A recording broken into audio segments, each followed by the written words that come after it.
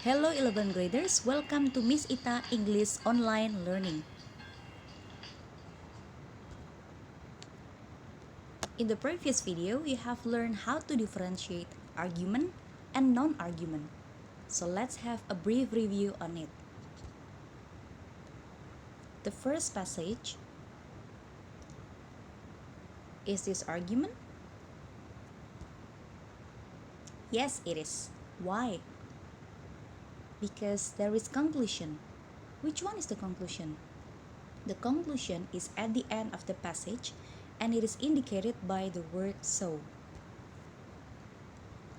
The second passage, is this argument?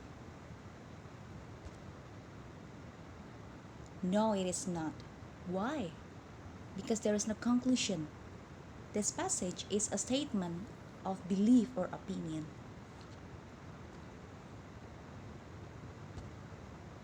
The third passage, is this argument?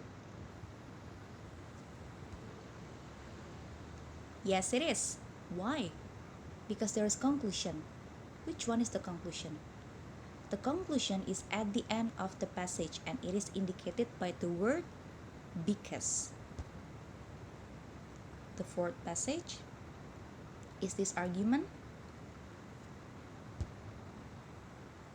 No, it is not. Why? Because there is no conclusion. The passage is the explanation of someone's feeling. So here we have two examples of non-argument and two examples of argument. From those two arguments, one is strong argument and another one is weak argument. How to differentiate?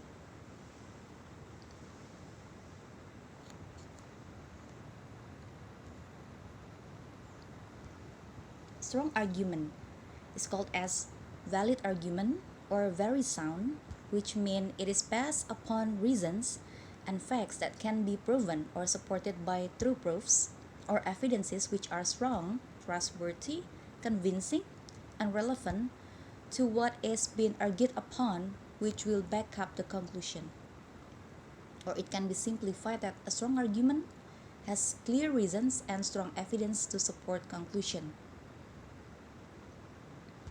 Weak argument is called as invalid argument or unsound or not based on truth. It is based on personal belief that may not true if it is investigated deeply. It can be said that weak argument is supported by unclear reasons and no evidence, or the evidence is not true. Now,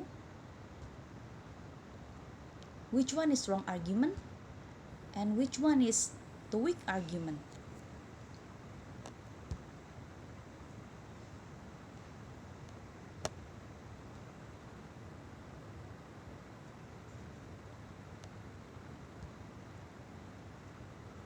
Yes, the passage about bike lanes is the strong argument, while the passage about race is the weak argument.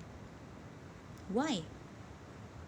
In the strong argument, it has statement, so this is the statement.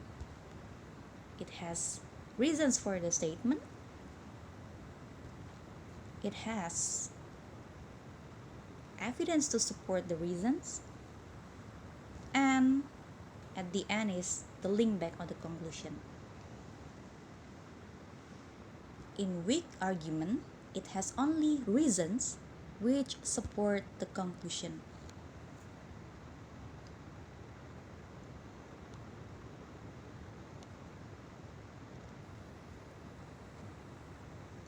Now, you're going to study how to make argument. Of course, you should be able to make strong argument. How to make? Remember what I said about strong argument. Strong argument has clear reasons and strong evidences to support the conclusion, which we can find in the A, R, E, L, structured: assertion, reasoning, evidence, and link back. In assertion part, you need to give your statement. In your reasoning part, you state your reasons to support your statement. In evidence part, you introduce examples or evidences to support your reasons. You can give examples, or it is better for you to find a reliable study or reliable research as an evidence. And then in the link back part, it is your conclusion part. You link back what you have mentioned about the reason and evidence to your statement.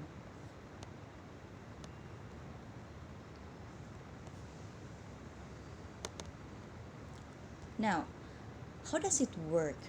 For example, there's a question: should cell phone be allowed in school? What will be your argument? Remember, you have to provide your statement, reasons, evidence, and conclusion.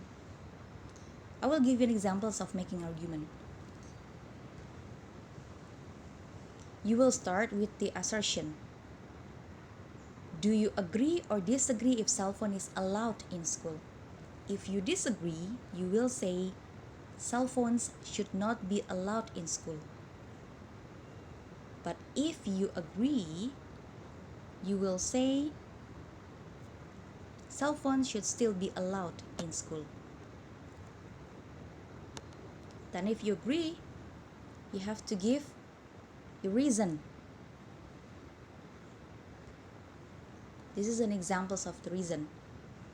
To call parents in case there is an emergency. Then you have to explain the reason. After that, provide examples or evidence.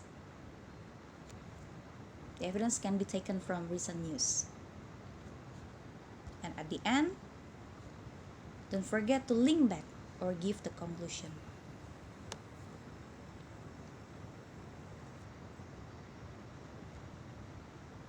Now, what have you learned? Making argument using AREL structure: assertion, reasoning, evidence, link back.